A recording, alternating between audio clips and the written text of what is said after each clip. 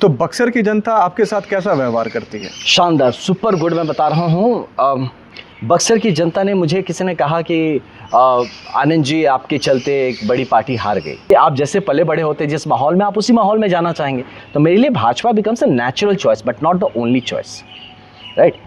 ऐसा नहीं है, क्योंकि इसी चरित्र निर्माण जो मुझे सिखाया गया है संघ में, रोज रहता है ना तो घर की मुर्गी दाल बराबर उसको सब महसूस होता है। लेकिन जब आप दुनिया देखते हैं, बाहर रहते हैं, जब घर आते हैं, आपको वो उसमें बेहतर होने की गुंजाइश दिखती है। हमारे जो राजनेता हैं जो घूम घूम के खाली शादी विवाह खा रहे हैं, उनका ज़रूरत है कि जाके घूम घूम के स्कूलों में जाएं।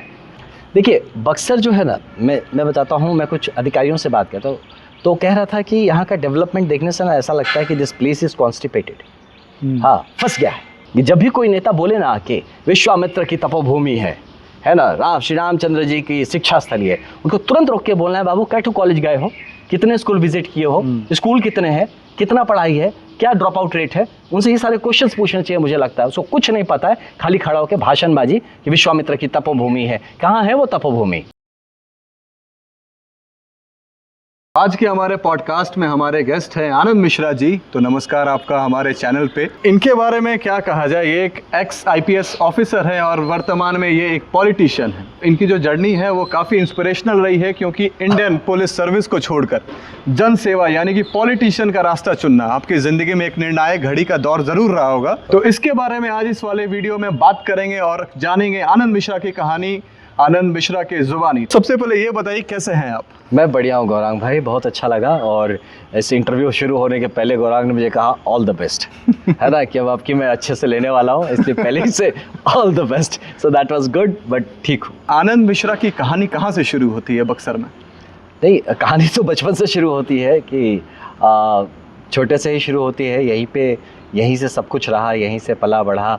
लेकिन ये होता था कि पिताजी हमारे हिंदुस्तान मोटर्स में, उनको जॉब करने जाना पड़ा। वो कलकत्ता के पास एक जगह हिंद मोटर उत्तरपाड़ा, वहाँ पे। तो क्योंकि वो वहाँ पे थे और बाकी हमारे जो मुझसे बड़े भाई बहन थे, कहीं ना कहीं सबकी पढ़ाई कॉम्प्रोमाइज़ रही। हाँ, किसी को भी ठीक से पढ़ाई हो ना पाया यहाँ पे जो व्यवस्था थी। मैं घर में सबसे छोटा होने के कारण से, पिताजी इंजीनियर थे, तो उनको लगा कि एक तो बच्चे को पढ़ाया जाए कम से कम ठीक से, और कुछ आसार भी दिखाता था पढ़ने वाला, लगता था कि कर सकता है कुछ। तो मुझे ले जाया गया वहाँ पे जहाँ पिताजी रहते थे, वेस्ट बंगाल में। फिर वहाँ पे मेरी पढ़ाई हुई सेंट जेवियर्स कॉलेज से, वहाँ पे मैंने पास आउट किया। और इस बीच लगातार आना जाना लगा रहता था, मतलब गर्मियों की छुट्टी में, ठंड की छुट्टी में, पूजा की छुट्टी में, तो 3-3.5 महीने तो यहीं गुजरते थे। बाकी टाइम पढ़ाई के कारण से बाहर रहना पड़ता था। फिर जब ग्रेजुएशन हो गया वहाँ पे, तो उसके बाद ही मैंने वेस्ट बंगाल सिविल सर्विसेज का एक निकला था फॉर्म, ऐसे ही भर दिया था टाइप्स, बिना कुछ ज़्यादा सोचे। और क्योंकि UPSC का लक्ष्य लेके चला था, तो ये कहीं ना कहीं मुझे ऐसा लगता है कि फ्लूक में निकल गया और मैं सेलेक्ट हो गया सडनली। तो एक घर जिसमें कि सरकारी नौकरी में कोई ग्रुप D की सर्विस नहीं मिल रही थी, वहाँ कोई क्लास 1 अफसर बन जाता है सीधा, तो PCS अफसर बन जाता है। तो अब घर वालों का प्रेशर ज्वाइन करो। मेरा था कि यार नहीं, मुझे तो बिहार रहना है, काम बिहार में करना है और पुलिस में करना है, IPS में जाना है। बट फिर भी इट हैपेंड कि मैं वहाँ पे ज्वाइन किया, करीब 5 साल वहाँ काम किया, फिर UPSC दिया। और इस बीच लगातार आना जाना, यहाँ पे लोगों से संबंध, नाते, शादी विवाह, जीना मरना, सब कुछ यहीं पे है। तो इसलिए हमेशा लगातार ये टच बना रहा। आपको इनकाउंटर स्पेशलिस्ट भी कहा जाता है, तो इसके ऊपर कुछ बताइए, आपने कितने इनकाउंटर किए हैं आज तक? It's not a good thing. मैं मानता हूँ कि लोग कहते हैं ऐसा है, ये सब फिल्मी टर्म्स, एनकाउंटर स्पेशलिस्ट, सिंघम। मैं पर्सनली बड़ा इसमें ना प्राइड नहीं फील करता हूँ। जो मुझे कोई कहता है ऐसा, अब क्या कहा जाए, ग्लैमराइज्ड वर्ल्ड है एक तरह से, लेकिन जो सिचुएशन को फेस करता वही जानता है। तो जब मुझे कोई इनकाउंटर की बात करता है, तो मुझे वो गोलियों की तड़तड़ाहट ध्यान में आती है। वो याद ध्यान में आता है कि कितनी 100 बार मैं बचा हूँ। आज मैं ज़िंदा नहीं होना था मुझे हिसाब से, जिस कदर जिस फायर फाइट से गुजर के आया हूँ। लेकिन फिर भी यस, इट वाज टफ। और numbers of encounters is like not a good thing to count. आपका फेवरेट वेपन कौन सा है? AK-47 is always the favourite. हाँ, ये मोस्ट एक्यूरेट वेपन रहता है, ऑल वेदर वेपन है, और उसमें रुकावट कम है। अगर हो भी जाए तो तुरंत से उसको रिजॉल्व किया जा सकता है। साथ मेरे पास Glock 17 पिस्टल थी।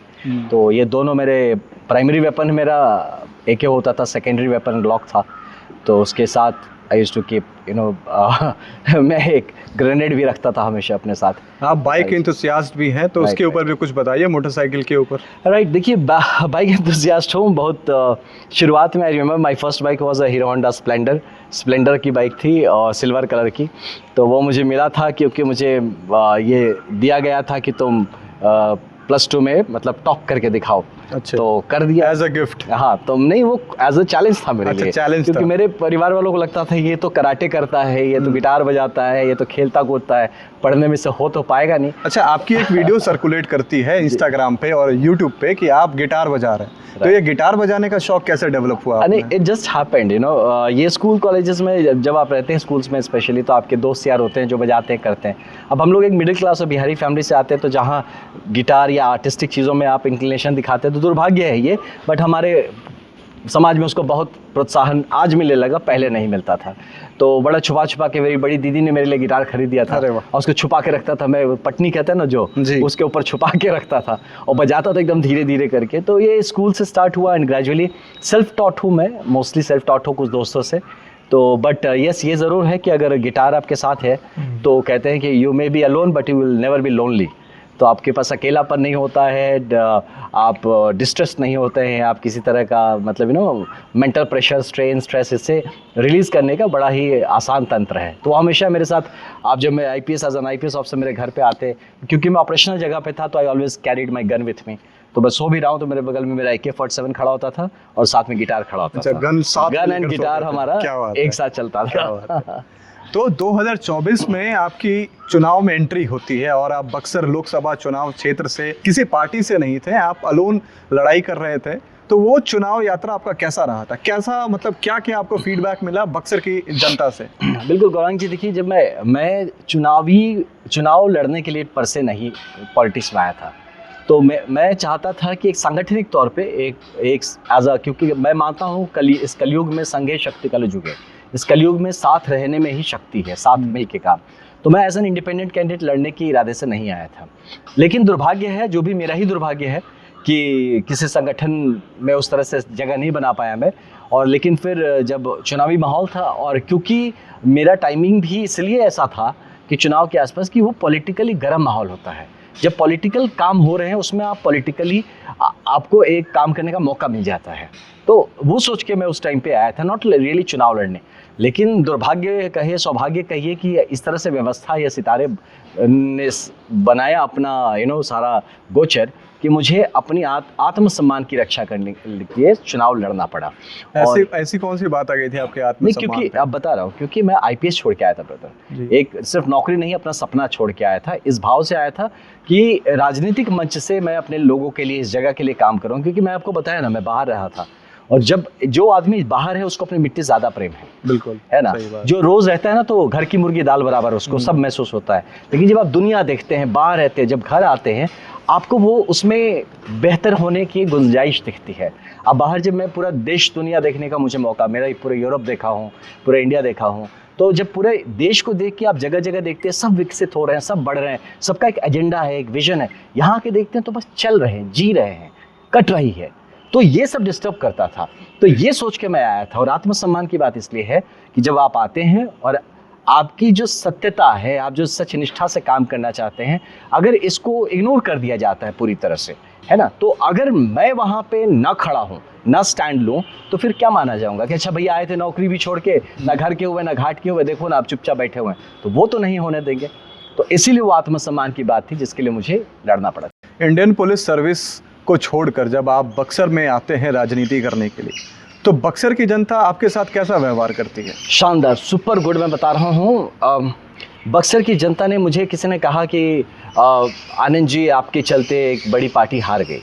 मैंने कहा कि नहीं, यही समझ के आप मुझे क्रेडिट मत दीजिए, आप आवाज़ सुनिए उस बक्सर की जनता का, जो कि जिसको एक मौका दिखा मुझ में, उनमें मुझे एक होप दिखा, आशा दिखा, और उन्होंने अपनी जीवन की बेहतरी के लिए, इस क्षेत्र के विकास के लिए मुझ में अपना भरोसा जगाया। 50,000 लोग कम नहीं होते। एक क्षेत्र के 50,000 लोग मेरे साथ खड़े हुए हैं, इस यकीन, इस भरोसे के साथ कि इस बंदे के थ्रू हम अपने क्षेत्र की बेहतरी कर सकते हैं। यही नहीं, मैं बताऊं, इससे कई मतलब आंकड़ों में अगर जाया जाए, ज़मीनी स्तर पे आप सर्वे करके देखिए, कई लाख लोग साथ थे। लास्ट में क्या हुआ कि चुनाव था तो एक नैरेटिव बनता है चुनाव में कि इनको वोट देंगे तो ये जीत जाएगा, ये चुनावी समीकरण खराब हो जाएगा, एंड ऐसे तो लोगों ने, मैक्सिमम लोग जो कि हो सकता है पॉलिटिकली मैच्योर्ड हो, तो उन लोगों ने अपना राय को चुनावी तौर पे बदल लिया। लेकिन आज भी मैं जब गांव जाता हूं, किसी के घर जाता हूं, आज भी लोग यही कहते हैं कि भैया हमको आप में होप दिखता है। तो मैं यहाँ की जनता को समझदार मानता हूँ, मैं यहाँ की जनता को विजनरी मानता हूँ। जो हमारे नेताओं में जो सोच नहीं है वो हमारी जनता में है। तो इसलिए, और जनता अपनी बात रखना जानती है, जिसका और जब जनता जाति के नाम पे वोट करती है और वही जनता जब पैसे के लिए भी वोट कर देती है, तो उस बात को आप कैसे रिलेट करके बोल पाएंगे? ये एक ना फ्रिंज है, मैं आपको बताता हूँ। अगर आप सिफोलॉजिस्ट से आप बात करें, जो चुनाव समझते हैं, जो आंकड़े समझते हैं, तो ये एक छोटा मार्जिन है जो इस पे काम करता है। मैं मतलब गहरी बात कह रहा हूँ कि पूरा का पूरा 100% कास्ट पे वोट नहीं होता, पैसे पे वोट नहीं होता। वो जो होता है ना 2-3% का वोटिंग मार्जिन जो आप इधर से उधर करते हैं, स्विंग कराते हैं, और उस स्विंग में आप जीतते हैं, तो वहीं पे पैसा चलता है ना। मैक्सिमम देखिए जाति हो सकता है, उस स्विंग मान लीजिए 5% में हो रहा है, जाति का जो अफेक्ट है मे बी 10 या 15 या 20% में। 80% आज भी वैसे लोग हैं मेरे भाई, मैं आपको यकीन मानिए, मैं बढ़ा के नहीं बोल रहा हूँ, ज़मीनी हकीकत बता रहा हूँ। मैं ज़मीन पे मिलता हूँ और हर जाति हर धर्म के लोग से मिलता हूँ। 80% वो लोग हैं जो सही में एक राजनीति के माध्यम से या चुनाव के माध्यम, नेता के माध्यम से अपने जीवन, अपने क्षेत्र के जीवन की बेहतरी के बारे में सोचते हैं। वो उसमें वो उम्मीद रखते हैं। वो जाति एग्जैक्टली लास्ट में क्या होता है ना, जब सब खड़े हैं, दिखता है कि ये भी बुरा, ये भी बुरा, ये भी बुरा, तो चलो यार जो अपना आदमी उसके साथ ही लेते हैं। उनको लास्ट में जाति इसलिए डिसाइड, अभी उसमें आप अच्छा आदमी खड़ा कर दीजिए, उसकी जाति पे नहीं करेंगे, वो चाहे कोई भी हो आप। और ये एक्सपेरिमेंट पहले भी हो चुका है, ऐसा नहीं कि बिहार ने पहले जाति से हट के वोट नहीं किया है, ऐसे बहुत एग्जाम्पल्स है, और फिर से रिपीट होगा। ये कुछ राजनीतिक करने वाले वो लोग हैं जिनकी अपनी ज़मीनी पकड़ नहीं है, तो वो क्या करते हैं, वो राजनीति अपनी जाति के अराउंड ईजी होता है कि जाति के इर्द गिर्द लोगों को बटोर लिया जाए, तो वही प्रमोट करते हैं कि सारी जातियां देखो गोलबंद हो रही हैं, आप भी गोलबंद हो जाओ। तो वो जो राजनीति करने वाले लोग हैं, इनको जनता भी पहचानती है। जिस दिन मैं बताता हूँ आपको गौरांग भाई कि अगर एक शानदार व्यक्तित्व एक आदमी सामने आ जाएगा, सारी जातियां वो छोड़ के उस व्यक्तित्व के पीछे लगेंगी, क्योंकि उसमें उसको उम्मीद नजर आएगी। और आपको इस विधानसभा चुनाव में वैसा कोई व्यक्तित्व नजर में है आपके? नहीं, अभी तक तो देखिए मुझे फ्रैंकली नहीं दिख रहा है, अभी तक नहीं दिख रहा है, बट आई एम श्योर होगा। अभी नहीं दिख रहा, कल को दिख सकता है, बट जरूर निकल के और हमारे चीफ मिनिस्टर जो अभी प्रेजेंट में है, नीतीश कुमार, उनके ऊपर आपकी क्या राय है? नहीं देखिए, ये तो एक तरह से देखा जाए कि जिस तरह से बिहार मतलब 1990 के दशक में करीब 2005 तक जिस तरह से गर्त में जाता रहा लगातार, वहाँ से अगर कोई उसको रोकने के लिए और उभारने के लिए क्रेडिट देना है तो आप present chief minister Nitish Kumar ji को ही देना पड़ेगा। और ये हिस्टोरिकल है, ये रिकॉर्डेड डॉक्यूमेंटेड फैक्ट है, इसमें किसी को कोई शक संशय नहीं। ओवर द टाइम आप देखेंगे कि किसी भी राजनीतिक लीडर में या पार्टी में एक टाइम के बाद एक प्लेट्यू आता है और उसके बाद डिक्लाइन आता है ना। तो अभी का देखने में ऐसा लगता है, क्योंकि शायद उम्र भी हो गई है और हमें नहीं पता एग्जैक्ट क्या कंडीशन है, लेकिन जो टीवी में दिखता है जैसा, है ना, तो ऐसा लगता है कि उनकी तबीयत खराब चल रही है, और जिसका फ़ायदा हो सकता है कुछ लोग जो करीबी लोग हों वो उठाते होंगे। और ये अभी फिर से ऐसा दिखता है कि ये बिहार हित में नहीं है। लेकिन मुझे पूरा यकीन है कि जैसे कोई गाड़ी अगर ख़राब हो जाती है तो हम गाड़ी नहीं बदल देते, हम उसको मरम्मत कर लेते, ठीक कर लेते। ये भी ठीक कर लिया जाए तो लेकिन अब तो उनकी उम्र हो गई, उनको ठीक कैसे किया जाएगा? नहीं, मैं व्यवस्था की बात कर रहा हूँ। अच्छा। हम हर इंसान का एक फेज़ होता है, 10 साल, 15 साल, 20 साल, 25 साल, 30 साल, उसके बाद तो आपको लीडरशिप चेंज होना ही है। तो मुझे नहीं पता कि सच में अभी लीडरशिप चेंज होने के लिए बिहार तैयार है कि नहीं। तो ये तो जो आने वाली चुनाव होंगे उसमें ही बिहार अपना फैसला देगा कि वो किस लीडरशिप के साथ है। आपका एक कथित बयान है जिसमें आपने ये बोला इंडियन पुलिस सर्विस को इसलिए छोड़ा क्योंकि आप भाजपा की तरफ से चुनाव लड़ना चाहते थे। जब आप लोकसभा का चुनाव लड़ते हैं तो आप निर्दलीय लड़ते हैं, और विधानसभा का जब चुनाव का समय आया है 2025 में, तो इसमें हल्ला हो रहा है कि आप बीजेपी की तरफ देख रहे हैं। तो इस विषय पे आप क्या कहना चाहिए? पहली बात, आप मेरा कोई स्टेटमेंट निकाल लीजिए, कहीं नहीं है कि मैं चुनाव लड़ने आया था, कहीं नहीं, एक जगह नहीं आप बता सकते हैं कि मैं चुनाव लड़ने आया था। हाँ, बीजेपी से ज़रूर, क्योंकि मैं एक बाल स्वयंसेवक होने के कारण से मैं एक नेचुरल इंक्लिनेशन होता है कि बीजेपी जो है, देखिए मैं संघ में जब बचपन में से जैसे भी शाखा से जब रिलेट हुआ, मैं संघ के लोगों से रिलेट हुआ, दो ही मेन चीज़ सीखा है वहाँ से। एक सबसे पहले राष्ट्र सर्वोपरि, और दूसरा चरित्र निर्माण। ये दो जो स्तंभ हैं मेरे जीवन के, दो स्तंभ हैं जिसको मैं लेके आगे चलता हूँ। और ये मुझे ये लगता है कि भाजपा जो है वो इसी विचारधारा को पकड़ के आगे चल रही है। मतलब बेसिक विचारधारा, आप नेता नेतृत्व कौन क्या बोला उस पर नहीं जाना, बीजेपी एज अ पार्टी, तो उस विचारधारा को मैं सपोर्ट करता हूं। तो मेरे लिए नेचुरल चॉइस है कि आप जैसे पले बड़े होते जिस माहौल में, आप उसी माहौल में जाना चाहेंगे। तो मेरे लिए Bhajpa becomes a natural choice but not the only choice, right. ऐसा नहीं है, क्योंकि इसी चरित्र निर्माण जो मुझे सिखाया गया है संघ में, वही राष्ट्र सर्वोपरि की भाव जो सिखाई गई है, वो जिस भी मंच से पूरा होता है किया जा सकता है। लेकिन आज के परिप्रेक्ष्य में, इस भारतवर्ष में, आपको दूसरा कोई ऐसा दल नहीं, पार्टी नहीं, जो इन दो विचारधाराओं को मतलब आगे रख के इस पे काम करना चाहे। तो इसीलिए मेरा भाजपा की तरफ रुझान है, ये आप कह सकते हैं। लेकिन जब मैं चुनाव के वक्त में भाजपा में जो भी हुआ हो, जो भी उनके कारण रहे हों, जिसके चलते मुझे पार्टी में अगर सम्मिलित किया गया होता तो शायद मैं चुनाव नहीं लड़ता। मैं एक डिसिप्लिन आदमी हूँ, फिर जैसा पार्टी लाइन पकड़ के मैं अपना काम कर रहा होता। अब वहाँ भी आपने सम्मिलित नहीं किया, टिकट तो दूर की बात है, छोड़िए, तो मैं करूँगा क्या जब पूरा देश चुनाव के मामले में, और चुनाव हो रहा है, पॉलिटिकली गर्म है, और मैं नौकरी छोड़ के आके घर में हाथ पे हाथ रख के बैठा रहूँ। बस मतलब अपना भी ज़मीर है, कुछ है ना, कुछ बहुत बड़ा सपना छोड़ के आऊँ। मेरे दोस्त यार हैं, मेरे खुद बैचमेट्स हैं, मेरी सर्विस के लोग हैं, मेरे परिवार है, मेरा गाँव है, मेरे लोग हैं। क्या कहेंगे कि जब पूरा देश चुनावी माहौल में है ना, पूरा लोकतंत्र एक्टिव था, तो नौकरी छोड़ के आके बैठ के यहाँ पे लिट्टी चोखा खा रहे थे, वो तो नहीं करता। तो उसी आत्मसम्मान के लिए चुनाव लड़ा हूँ। और अभी जब चुनाव आ रहा है तो मैं किसी की तरफ, मैं टिकटार्थी नहीं हूँ। मैं आपके कैमरे में बता रहा हूँ, मैं टिकट नहीं मांग रहा, मैं किसी से कोई टिकट नहीं मांग रहा। लेकिन मेरे पास ऑफर्स है, भाजपा में नहीं है, बाकी अदर्स में से बस बहुत जगह से ऑफर्स हैं कि आप हमारी टिकट पे चुनाव लड़िए and we will support you. लेकिन मैं बता दूं कि ये जो पॉलिटिकल एक्टिविटी होगा अभी विधानसभा में, इसमें फिर मैं बैठ के लिट्टी चोखा नहीं खाने वाला हूँ। इसमें पॉलिटिकली एक्टिव रहूंगा। अब किस रूप में एक्टिव होऊंगा ये कुछ और फैक्टर्स पे डिपेंड करता है। बक्सर की जनता जानना चाहती है कि आनंद मिश्रा इस बार चुनाव लड़ रहे हैं कि नहीं। मैं चुनाव के लिए तैयार हूँ। तैयार है? हाँ तैयार हूँ। क्यों बताता हूँ, क्योंकि मैं राजनीति में आ गया हूँ। अब मेरी तैयारी रहनी चाहिए। अब उस तैयारी का प्रयोग मेरे ही चुनाव लड़के होगा या कोई और चुनाव लड़ रहा है उसके लिए मैं सपोर्ट, उसके लिए काम करूं, है ना, या तो फिर मैं सांगठनिक तौर पे काम करूं। लेकिन एक राजनीति में रहने वाले आदमी को हमेशा चुनाव के लिए तैयार रहना चाहिए, जैसे एक पढ़ने लिखने वाले बच्चे को रोज एक एग्जाम के लिए तैयार होना चाहिए। तो उस तरह से मेरी तैयारी पूरी तरह से रहेगी, ये है। लेकिन मैं चुनाव लड़ने के मूड से तैयारी नहीं कर रहा हूँ, लेकिन अगर लड़ना पड़े तो मैं लड़ भी लूँ और जीत भी सकूँ, इसके लिए तैयारी रहेगी। आम आदमी पार्टी और जन स्वराज में कितना मतलब एक तरीके से कहा जाए तो सिमिलैरिटी है, क्योंकि उसमें ऐसा है कि सिर्फ एक ही फेस है जो पार्टी चला रही है। जैसे आम आदमी पार्टी में अरविंद केजरीवाल हो गए, जन स्वराज में प्रशांत किशोर हो गए। तो इनके अलावा इनके पार्टी के जो भी तमाम चेहरे हैं वो उतने फेमस नहीं है जितने इनके लीडर्स के। और जन स्वराज का ऐसा कहना है कि ये जन स्वराज मेरी पार्टी नहीं है, ये जन स्वराज की पार्टी है। लेकिन जन स्वराज में प्रशांत किशोर के अलावा किसी को और देखा ही नहीं जाता है। यही कहना था अरविंद केजरीवाल का कि आम आदमी पार्टी आम जनता की पार्टी है, लेकिन अरविंद केजरीवाल के अलावा उसमें किसी और का चेहरा देखा नहीं गया। तो आपके ख्याल में क्या दोनों में कितनी सिमिलैरिटी है? देखिए, इसमें सिमिलैरिटी भी है, डिससिमिलैरिटी। एक अर्बन सिनेरियो में उठने वाला पार्टी था, एक मोस्टली रूरल सिनेरियो में बनने वाला पार्टी है। और दूसरा है कि वो एक आंदोलन से निकला हुआ पार्टी था, ये एक अभियान से निकला हुआ पार्टी है। तो इस तरह से देखा जाए तो आप कहीं ना कहीं एक सिमिलैरिटी भी आप ड्रॉ कर सकते हैं और एक डिससिमिलैरिटी भी ड्रॉ कर सकते हैं। दूसरों के परिप्रेक्ष्य अलग हैं, इतिहास अलग है, ज्योग्राफिकल लोकेशन अलग है, वो कम्युनिटी या जो लोग हैं, जो अब दिल्ली की एक अर्बन पॉपुलेशन अलग है, बिहार की जो हमारे एग्रेरियन पॉपुलेशन, मतलब जो कि खेती बाड़ी करने वाले जो किसान बैकग्राउंड के लोग हम लोग ज़्यादा हैं।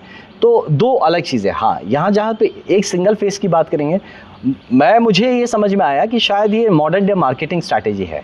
कि अब मार्केटिंग में क्या होता है ना कि ब्रांडिंग जब करते हैं तो एक ही इमेज को बार बार दिखाना है आपको, तब वो दिमाग में लोगों के जाता है। बार बार चेंज करते रहेंगे तो लोग कंफ्यूज हो जाते हैं, राइट। और दूसरा क्या होता है कि इतने एम्बिशंस हैं, इतने सारे लोग हैं जो उस लेवल पे पहुंचना चाहते हैं कि आप अगर थोड़ा सा गेट खोलेंगे तो ऐसे हड़हड़ा के सब घुसेंगे कि आपका मंच ही गिर जाएगा। तो इसीलिए कभी कभी मंच पे एक ही चेयर लगाना ज़रूरी है कि ना भैया जब ज़्यादा आ जाएंगे तो मंच गिरा देंगे ये लोग, क्योंकि है ना। तो इसीलिए तो शायद मुझे लगता है वो पार्टी हित में भी है और मॉडर्न डे पॉलिटिक्स में अपनी जगह बनाने के लिए भी ज़रूरी है। हाँ, अगर आज से 10 साल बाद भी यही स्थिति रहती है, जैसे केजरीवाल जी गिर गए तो वैसे ही किसी भी पार्टी का ख़त्म हो जाएगा। अगर आप लीडरशिप खड़ा नहीं होने देंगे ओवर टाइम, ये नहीं इमीडिएटली नहीं बट ओवर टाइम, तब हाँ ज़रूर ये है कि आप लंबा नहीं चल पाएंगे। जन स्वराज पार्टी में आपका भी रुझान देखा गया था, आपको युवा अध्यक्ष का पोस्ट भी दिया गया था, लेकिन आपकी मांग थी कि आपको मेन पार्टी में रहना है। लेकिन जब आप उस पार्टी से I will stop you here. Okay, मेरी कोई मांग नहीं थी। मैं आईपीएस का पोस्ट छोड़ के यार ये युवा अध्यक्ष और पार्टी ये का राष्ट्रीय अध्यक्ष का कथित बयान है, मीडिया पे ये बयान भी ग्रैंड नॉनसेंस मैं बता रहा हूँ, जैसे ग्रैंड नॉनसेंस कि मैं पद के लिए मांगू, तुम हमसे आईपीएस से बड़ा पद दे दोगे यार? हाँ, क्या क्या बात करते हैं, मतलब कहाँ हैं, किस हवा में हैं आप? मेरी वर्दी से ज़्यादा शान आप हमको दे देंगे, मेरे सितारों से ज़्यादा चमक है आप में। बकवास बातें हैं ये सब चीज़ें। जो कहता है वो अपनी मंदबुद्धि और छोटी बुद्धि को प्रदर्शित करता है। मैं मांगने वाला आदमी नहीं हूँ, है ना। मैं कुछ भी हो जाए वरदान नहीं मांगूंगा, मैं मांगता नहीं हूँ, कभी नहीं मांगूंगा कुछ भी हो जाए। अपने आप को अर्पित करने आया हूँ, देने आया हूँ। मैं कुछ अपना मेरा कुछ एक्सपीरियंसेस है, मेरे कुछ अनुभव हैं, कुछ मेरे एक्सपर्टाइज है, मेरे कुछ स्किल्स हैं, उससे मैं अपने बिहार के लिए, अपने भारतवर्ष के लिए क्या कर सकता हूँ वो चीज़ परोसने आया हूँ। जो भी कहते हैं कि मैं मांग रहा हूँ आपसे, है ना, दिस इज़, ये आपकी छोटी सोच की परिकाष्ठा दिखाता है कि आप कितना छोटा सोच सकते हैं। और इससे भी बुरी बात है कि आप में राजनीतिक दम नहीं है, तब आप किसी को छोटा करके आप अपने को बड़ा दिखाने की कोशिश करेंगे। आप अपनी राजनीति करिए, अपने बारे में बात करें, दूसरों के बारे में बात ना करें। तो ये मेरी उनसे भी यही गुजारिश रहेगी और शुभकामनाएं हैं मेरी उनके। Prashant Kishor as a person कैसे इंसान है? बहुत अच्छे हैं, he is a nice person. देखिए बहुत अच्छे हैं, ही इज़ अ मेटिकुलस आदमी है ना। चीज़ें जो करते हैं प्योर प्रोफेशनली चीज़ों को अप्रोच करते हैं, लेफ़्ट राइट नहीं कि ये हो जाए वो हो जाए, कि उसमें मतलब आप इमोशंस घुसा देंगे, अपना पराया करेंगे, नहीं। ये रिज़ल्ट है, ये चाहिए तो चाहिए, और उसको जैसे भी करना करो, उसको करके दो। तो ये जो है ना गो गेटर वाला एटीट्यूड, तो this is important I think politics में और आज की दुनिया में ज़रूरी है, जो उनमें पूरी तरह से है। और आनंद जी, मेरा ये सवाल है कि बक्सर शहर, जो बक्सर अपना ज़िला है, अगर आपको मौका मिलता है कि आप विधायक बन गए, यहाँ पे बक्सर की जनता आपको विधायक बना देती है, तो आप बक्सर के लिए कितना डेवलपमेंट करिएगा? और बक्सर में अभी तक डेवलपमेंट नहीं हुआ है तो क्या क्या नहीं हुआ है? देखिए बक्सर जो है ना, मैं बताता हूँ, मैं कुछ अधिकारियों से बात करता हूँ तो कह रहा था कि यहाँ का डेवलपमेंट देखने से ना ऐसा लगता है कि दिस प्लेस इज़ कॉन्स्टिपेटेड। हाँ, फंस गया है। हाँ, सब आसपास बढ़ रहा है, सब कुछ ठीक हो रहा है, ये कहीं ना कहीं रुक गया है। बाकी जो होता है ना कि सब खिंच रहा है तो उस लाइन में थोड़ा थोड़ा खिंच रहा है, चल रहा है, बट जिस गति से बाकी आसपास बढ़ गया वो गति यहाँ नहीं पकड़ पाई। सबसे बड़ा इशू जो मेरे लिए आप कहेंगे बक्सर के लिए, लॉ एंड ऑर्डर, और पूरे बिहार के लिए भी है ना, लेकिन बक्सर के लिए भी स्पेशली कहूँगा लॉ एंड ऑर्डर। यहाँ का जो आप जाके व्यवसायी जो समाज उससे आप मिल के देखिए, डर के रहते हैं बॉस। आप हमारे जो यहाँ पे जो ज्वेलर्स कम्युनिटी है, जो सोनार कम्युनिटी है, मैं मिला हूँ उनसे काफ़ी बार, जो मन में डर है ना, पता नहीं यार कब कौन आ जाए गोली मार दे, कौन आके क्या छीन के लेके चला जाए। और हर व्यवसायी आदमी जो यहाँ पे है उस एक डर के माहौल में जीता है। वो बस कैसे भी, मैंने देखा है, आप कैसे इकोनॉमी बढ़ेगा जब आपका व्यवसाय ही डरा हुआ है, उस जगह का ग्रोथ कैसे होगा, पहली बात। तो मुझे लगता है लॉ एंड ऑर्डर यहाँ का सबसे ज़्यादा ज़रूरी है। सेकेंड है हेल्थ सेक्टर, यहाँ का हेल्थ इंफ्रास्ट्रक्चर। बस अभी बताइए आप मतलब रेबीज़ के इंजेक्शन देते हैं और एक लड़की मर जाती है, रिसेंट एग्जांपल है, रिसेंट। तो आपको दिखता है इससे सीरियसनेस ऑफ हेल्थ इंफ्रास्ट्रक्चर, छोड़िए हॉस्पिटल बड़ा चीज़ है, मतलब एक बॉस आपको ये नहीं दिखता है कि आपका दवाई एक्सपायर्ड है और आप उसको इंजेक्शन लगाए तो मर जाती है ना। उसके पहले भी बहुत सारी ऐसी घटनाएं हुई है, उसका क्या इंक्वायरी हुआ, क्या रिपोर्ट आया, आज तक पता नहीं चला किसी को। पब्लिक मेमोरी कहते हैं शॉर्ट होता है। तो इस तरह से हम क्या दिन पे दिन मरते रहें?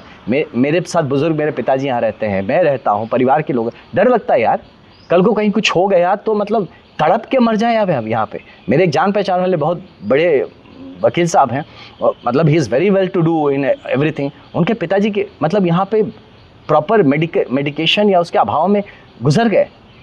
तो मतलब दिस इज़ वेरी फियरसम। मैं बता रहा हूँ, बहुत डर लगेगा आपको कभी कभी कि आप मजबूर होकर सो कॉल्ड एक बढ़ती हुई दुनिया में आप इस तरह से मजबूर करके आपको मरने के लिए कर दिया जाए, विवश कर दिया। उसके बाद आप शमशान घाट चले जाइए, वहाँ की देखिए, वहाँ की हालत देखिए, कुत्ते भी घूम रहे वहीं पे।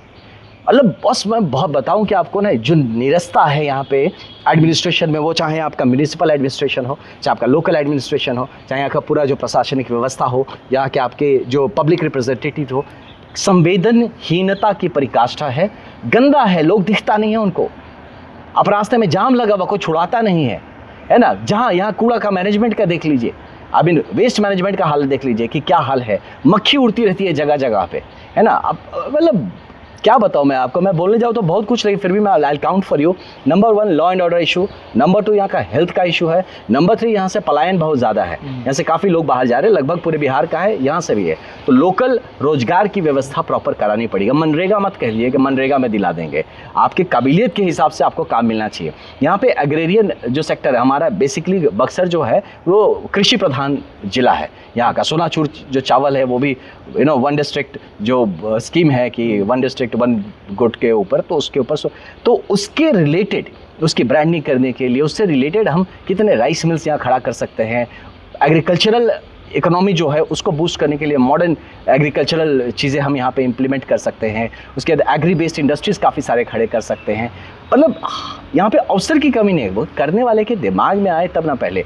तो इसीलिए मुझे लगता है कि लॉ एंड ऑर्डर के बाद आप हेल्थ को ठीक कराइए, उसके बाद एम्प्लॉयमेंट अपॉर्चुनिटीज़ खड़े करने हैं यहाँ पे, ताकि यहाँ का युवा रहे। एक बिहार जिसमें 58% युवा है, वो 58% वोट देने के चाहिए, यहाँ पे आपको युवा मिलेंगे नहीं, सारे वो बुजुर्ग लोग आएंगे जो पुराने झंडे देख के वोट देते हैं, और बेचारे युवा हमारे ऑनलाइन बस कैंपेनिंग कर रहे हैं। तो इसीलिए उन युवाओं के लिए रोजगार का जो इशू है वो सबसे इंपॉर्टेंट। ये जब 3 चीज़ हो जाएगा तब हम बात करेंगे शिक्षा की, तब बात करेंगे। पहली बात तो कि आप जिंदा रहिए तब ना आप कुछ करेंगे लॉ एंड ऑर्डर, उसके बाद आप तबीयत ठीक रहे तब ना आप कुछ करेंगे हेल्थ, उसके बाद पेट में दाना जाएगा, पेट भरा रहेगा तब ना आप आगे की बात करेंगे। तो जब ये तीनों कंप्लीट होता है तब हम बात करेंगे शिक्षा की। लेकिन चुनाव के समय अगर ऐसा देखा जाए तो हर राजनेता कुछ ऐसा ही वादा और दावा भी करते हैं, लेकिन अगर आप चुनाव में उतरते हैं तो बक्सर की जनता आपको क्यों वोट दे, इसका कारण आप बताइए। देखिए, आपने हर राजनेता का बैकग्राउंड देखिए, मेरा भी बैकग्राउंड देखिए।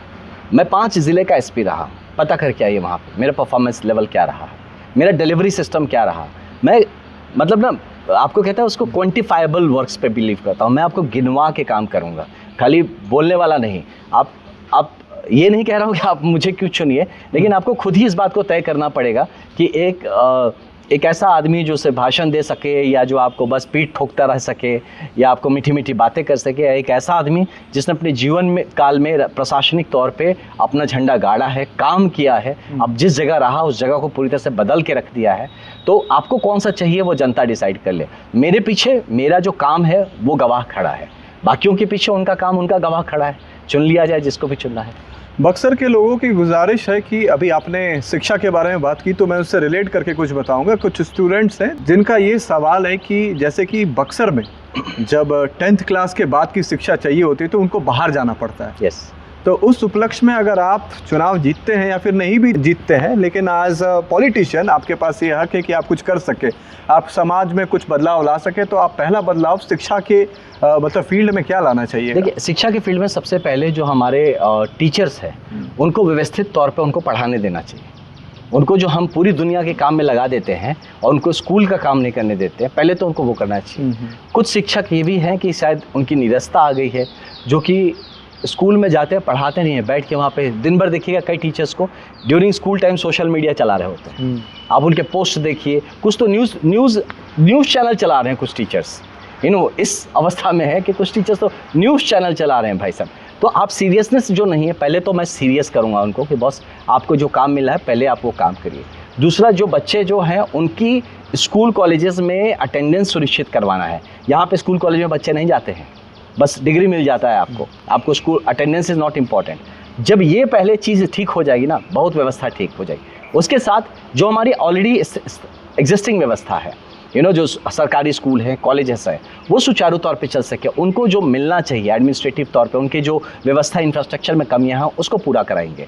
एक पढ़ाई लिखाई का माहौल बनाएंगे, ये सबसे ज़्यादा इंपॉर्टेंट है। आपको लगता है कि बच्चे कहते हैं लाइब्रेरी बना दीजिए, मैं तो स्कूल कॉलेज में पढ़ा, मैं तो कोई लाइब्रेरी में नहीं पढ़ा, मैं तो स्कूल और कॉलेज के बाहर पढ़ा ही नहीं हूँ, या घर में थोड़ा पढ़ लिया या स्कूल कॉलेज में पढ़ा हो। ये व्यवस्था बाकी बच्चे क्यों नहीं कर सकते? तो वो जो व्यवस्था जो मैंने एक्सपीरियंस किया, अनुभव किया, वो व्यवस्था यहाँ पे स्थापित करना है। जब तक वो स्थापित नहीं होता तब तक के लिए सपोर्ट के लिए, जैसे लाइब्रेरी की सुविधा चाहिए, आप कोचिंग की सुविधा चाहिए, वो हम लोग वो सुविधा भी कराएंगे। लेकिन वो लॉन्ग टर्म नहीं होगा कि मुझे ये बेसिक व्यवस्था ठीक करानी है, क्योंकि उसके बाद बच्चों को टाइम तो मिले स्कूल कॉलेज के बाद, खेलो कूदो, म्यूज़िक करो, कुछ और स्पोर्ट्स में जाओ, बहुत सारी चीज़ें करनी। खाली ये दिन भर आप स्कूल कॉलेज के नाम पे, फिर बस्ता लेके कोचिंग के नाम पे, फिर घर पे आप पढ़ते पढ़ते ख़त्म हो जाएगी आपका बचपन। तो इन सब चीज़ों पे हमको काम करना पड़ेगा, जैसा बताया। दूसरा जो चीज़ है, हमें यहाँ पे जो हायर एजुकेशन के लिए, आपको पता है क्या, बक्सर में इंजीनियरिंग कॉलेज भी है, गवर्नमेंट इंजीनियरिंग कॉलेज है, जिसका वैकेंसी है 1400। वहाँ पे पता है लोग बच्चे कितने पढ़े? 800। आप सोचिए, लोग कह रहे हैं पढ़ने का मौका नहीं। इतना बढ़िया बिल्डिंग जाके देखिए, मैं तो उनके प्रिंसिपल साहब से मिल के आया और उन्होंने बताया कि काफ़ी अच्छी व्यवस्था है। मैं वहाँ का सेटअप देखा, बहुत ही शानदार व्यवस्था। और फीस कितनी है पता है? महीने का 10 रुपये, बस 10 रुपये। अब कौन कहता है पैसे चाहिए? आप खुद ये हमारे सामाजिक तौर पे भी एक पुश करने की ज़रूरत है। हमारे जो राजनेता हैं जो घूम घूम के खाली शादी विवाह खा रहे हैं, उनका ज़रूरत है कि जाके घूम घूम के स्कूलों में जाएं। उस स्कूल के कॉलेज में कितने बार जाते हैं हमारे राजनेता, उनको चेक कराइए एक बार। आप सबके घर तो पहुंच जा रहे हैं कि भैया आपकी शादी है, आपका बर्थडे है, आपका ये ऐसा है। आप स्कूल कॉलेज कितनी बार गए? मैं तो मानता हूं कि हर वार्ड का जो वार्ड पार्षद हो, चाहे जो मुखिया हो और चाहे एमएलए हो, चाहे एमपी हो, उनकी जिम्मेदारी होनी चाहिए कि वो कई स्कूल्स के हर दिन एक स्कूल कम से कम विजिट करें, हर कॉलेज एक दिन किसी दिन विजिट करें और इंश्योर करें कि वहाँ पे एज पर प्रोसेस काम हो रहा है कि नहीं, रिजल्ट क्या रहे, बच्चों की का लेवल क्या है। लेकिन अब ये भी है, उनका लेवल चेक करने के लिए हमारे राजनेताओं का भी लेवल होना चाहिए, उनको भी पूछने आना चाहिए, सवाल तो पूछने आए तब ना वो जवाब। तो इसलिए मुझे लगता है कि ये जो बेसिक ढांचा पे मैंने बात किया, अगर इस पे हम लोग काम कर सके, यहाँ से किक स्टार्ट होने में टाइम नहीं लगेगा। क्यों? ये वही जगह है जहाँ की राम जी भी आके पढ़े थे। इस जगह पे एक नेचुरल टेंडेंसी है एजुकेशन के लिए, शिक्षा के लिए। मैं आपको बताता हूँ, वो नालंदा नहीं, बक्सर बनना चाहिए एजुकेशन कैपिटल ऑफ बिहार। क्योंकि नालंदा का इतिहास हमारे यहीं से शुरू होता है, मतलब कि हमारे मॉडर्न काल की ही, मॉडर्न कहने का मतलब कि कलयुग का ही है। लेकिन यार हमारे पास अब त्रेता युग से इसके एग्जाम्पल्स हैं कि जहाँ से कि पढ़ाई लिखाई शिक्षा की बात होती है। उसके भी आप पहले चले जाइए जब, है ना, तो आई मीन बक्सर एक ऐसा है जो कि सतयुग में भी इसके आपको वर्णन मिलते हैं, त्रेता में भी, द्वापर में भी, कलयुग में भी। इतना प्राचीन शहर, और आज शिक्षा के लिए देखिए हमारी क्या हाल होकर रही है। इसलिए मैं बताता हूँ आपको गौरांग भाई, जब भी कोई नेता बोले ना कि विश्वामित्र की तपोभूमि है ना, श्री रामचंद्र जी की शिक्षा स्थली है, उनको तुरंत रोक के बोलना है, बाबू कैठू कॉलेज गए हो, कितने स्कूल विजिट किए हो, स्कूल कितने हैं, कितना पढ़ाई है, क्या ड्रॉप आउट रेट है, उनसे ये सारे क्वेश्चंस पूछने चाहिए। मुझे लगता है उसको कुछ नहीं पता है, खाली खड़ा होकर भाषणबाजी कि विश्वामित्र की तपोभूमि है। कहाँ है वो तपोभूमि? इतने नेता बने, वो तपोभूमि तो कहीं पे संरक्षित कर दीजिए कि लोग आए कहें ये विश्वामित्र जी के। ये तो एबीवीपी के बच्चों ने मेहनत करके जाके आप देखिए, एमबी कॉलेज में आज विश्वामित्र जी का एक स्टैचू भी बनवाया कम से कम। नहीं तो है ही कहाँ पे? वो राम जी कहाँ पढ़ते थे, कहाँ रहते थे, उस जगह का क्या निर्धारित किया गया? पंचकोशी का जो यहाँ पे मेला होता है, उस पंचकोशी के आप 500 स्थल पे घूम के देख लीजिए। जब होता है तब वहाँ बम्बू बांध के और ये करके तैयारी की जाती है। अरे भाई, ये तीर्थ स्थान है, इसकी तीर्थ स्थली को आप परमानेंटली डेवलप करना चाहिए कि आदमी चाहे साल की किसी भी टाइम में आए। मैं उस दिन नदाऊं गया था, जाके वहाँ के तालाब का हालत देख के आइए, जहाँ पे कि भाई पड़ाव है पंचकोशी में। बस मैं बताता हूँ हर चीज़ यहाँ की, आपको गिनाने लगूँ मैं तो दिमाग आपका बौखला जाएगा। इसके लिए मैं और मेरी टीम ऑलरेडी मिलके हम लोग एक मास्टर प्लान पे काम कर रहे हैं कि बक्सर के डेवलपमेंट का मास्टर प्लान क्या है, जो बक्सर एडमिनिस्ट्रेशन के पास भी नहीं है, उस पर मैं काम कर रहा हूँ। ये ज़रूर है, लेकिन मैं बताता हूँ आपको गौरांग भाई कि पोस्ट नहीं मिलता है तो कर पाना आसान नहीं है। मैंने देखा है, मैंने एक आनंद सेवा केंद्र खोला है, मैं प्रयास कर रहा हूँ, लोगों की मदद करने की प्रयास कर रहा हूँ, फिर भी कहीं ना कहीं जाके बाधित होता है। मैं किसी पोस्ट पे नहीं हूँ, तो लोग मेरे पर्सनल इन्फ्लुएंस पे, एक IPS ऑफिसर एक अपना पर्सनल भाईचारा है, उसके लिए लोग सुन लेते हैं, कर लेते हैं, बट दे आर नॉट। मेरी बात क्यों माने वो? मैं हूँ कौन? इसके लिए भी कभी कभी मुझे लगता है कि यार ये पोस्ट होना बड़ा ज़रूरी है ताकि मैं उससे काम कर सकूँ, ये अथॉरिटी मिलनी ज़रूरी है। क्योंकि एक व्यवस्था में काम करना है तो जाके दंगा फसाद करने वाला आदमी नहीं हो ना कि मैं जाके चिल्लाने लगूँ वहाँ पे, ये क्यों नहीं हो रहा, वहाँ लाठी लेके चला जाऊँ, यहाँ पे रोड जाम करूँ। तो ऐसे तो डेवलपमेंट नहीं हो सकता है और ऐसे मुद्दों को सही तौर पे उठाया नहीं जा सकता। इस पर गंदी और सड़क छाप राजनीति ज़रूर हो सकती है, जो मैं करने नहीं आया। अब आनंद मिश्रा से स्टूडेंट्स का एक और सवाल है कि सर आप हमें UPSC और BPSC या फिर जो भी PCS एग्ज़ाम है या फिर जो भी गवर्नमेंट एग्ज़ाम है उसके इंस्पिरेशनल वर्ड्स हमें जो इंस्पायर करें वो दे दें। तो गौरांग भाई, मैं आपको बताता हूँ, इसमें ये मेरा एक प्रकल्प चल रहा है जिसमें प्रयास कर रहा हूँ एक सेंटर बनाने का, centre for selection not preparation. कि यही जो आप बात है उसी लाइन पे हूँ, centre for selection not preparation. Preparation आपको पढ़ा नहीं सकता, पढ़ना तो खुद ही है, कैसे पढ़ना थोड़ा गाइड कर सकता हूँ, अब सिलेक्शन कैसे होगा, वो जो लाइन है ना, जो बस इस एक कदम उधर करते हैं और आप अकेडमी, आप सेलेक्टेड हो जाते हैं, आप इस तरफ रह जाते हैं, वो जो लाइन कैसे क्रॉस करना है, इस पे बच्चों की बात करने की ज़रूरत है। मैं एक छोटा सा एग्जांपल इस पे आपको बताता हूँ जो बच्चों के लिए शायद बहुत ही कारगर होगा, महत्वपूर्ण होगा। पहली बात, अगर आप UPSC BPSC किसी के लिए पढ़ाई करते हैं, आप स्कीम ऑफ एग्ज़ाम समझ लीजिए कि वो एग्ज़ाम होता कैसे है, प्रिलिमिनरीज में क्या है, मेंस में क्या है, पर्सनालिटी टेस्ट या इंटरव्यू में क्या होता है, उसके बाद सेकेंड राउंड, उसके प्रॉपर सिलेबस को पढ़िए। सिलेबस पढ़िए, किताब उताब बाद में, पहले सिलेबस पढ़िए, 10 बार पढ़िए, 15 बार पढ़िए, 20 बार पढ़िए, इतनी बार पढ़िए कि आप मौखिक यहाँ बैठ के उस सिलेबस को बड़बड़ा के बोल सकते हैं एकदम से, ये सिलेबस है, ऐसा आएगा, सब बोल सकते हैं। ये जब हो जाता है तो नेक्स्ट स्टेप आप क्वेश्चन पेपर उठाइए। आप पिछले कम से कम 10 साल, 15 साल, 20 साल के क्वेश्चन पेपर उठाइए। आपने मान लीजिए कोई सब्जेक्ट चुन लिया है और जनरल स्टडीज़ है, उसके सारे क्वेश्चन पेपर पढ़िए, किताब मत पढ़िए, पहले क्वेश्चन पेपर पढ़िए। जब क्वेश्चन पेपर आप पढ़ लेंगे, बार बार पढ़िए, दिमाग बौखलाएगा, अरे इसका आंसर क्या होगा, इसका आंसर हो क्या होगा, और फिर उससे रिलेटेड जो स्टैंडर्ड किताब है वो खोलिए। जैसे आप किताब खोलेंगे तो दिमाग पहले ही क्वेश्चंस दिमाग में भरे पड़े हैं, वो आंसर्स खोजेगा। तो आप जब किताब खोलेंगे तो आपका पढ़ाई फोकस हो जाए, आपका दिमाग आंसर खोजना शुरू करेगा, अरे उसका आंसर कहाँ है, उसका आंसर कहाँ है। तो इससे क्या होगा कि आप होता ना, किताब खोल के खाली पढ़ना नहीं होगा, आपका पढ़ाई फोकस्ड हो जाएगा, आप काम की पढ़ाई करेंगे, स्मार्ट वर्क करेंगे, स्मार्ट स्टडी करेंगे, और जितने क्वेश्चंस दिमाग में रहेंगे और उसका आंसर जब आप मिलते जाएगा, मोटिवेशन हाई होते जाएगा। तो आप बोर भी नहीं होंगे कि भाई आप पढ़ रहे बहुत दिन से, मोटिवेशन डाउन हो जाता नहीं होगा, क्योंकि आपके पास क्वेश्चन है। जब दिमाग में क्वेश्चन होता है ना, तो आपको जब पता है कि आपको ब्रह्मपुर जाना है, तो आप ठीक से, आपको पता है आप कितना स्पीड में जाएंगे, और ये भी पता है कि 3 बजे तक पहुंचना है, तो फिर आप उस स्पीड में जाते हैं। लेकिन जब पता है बस निकले हैं, जाना है, कहाँ जाना है, कितने बजे पहुंचना है नहीं पता, चलिए पहुंचना है, मान लिया ब्रह्मपुर पहुंचना है, कोई टाइम लिमिट नहीं है, तो हो सकता है रात को 12 बजे आप पहुंचे या ना भी पहुंचे या रास्ते में रुक जाए। तो ये जो क्लैरिटी होना कि आपको स्ट्रक्चर ऑफ द एग्जाम पता होना चाहिए, सिलेबस ऑफ द एग्जाम पता हो जाना चाहिए, क्वेश्चंस उसके दिमाग में कौंधने चाहिए, और उससे रिलेटेड आपको अपनी स्टैंडर्ड किताब पहले पढ़ना चाहिए। ये जब तैयारी हो जाए, उसके बाद आप आंसर राइटिंग पे आइए। उसके बाद आप आंसर्स लिखना शुरू करिए। आंसर्स कितने, छोटे से छोटा आंसर लिखता है 200 शब्दों में लिखो, लेकिन प्रयास करिए कि आप 100, 110, 120 शब्द में पूरी बात रख सके, है ना। तो वो एक प्रयास करना है आपको। उसके बाद जितने मॉक टेस्ट होते हैं वगैरह, वो सब आप लगातार करते रहें, और बाद में अपने जो पढ़ाई किया है उसको बार बार रिवाइज करें।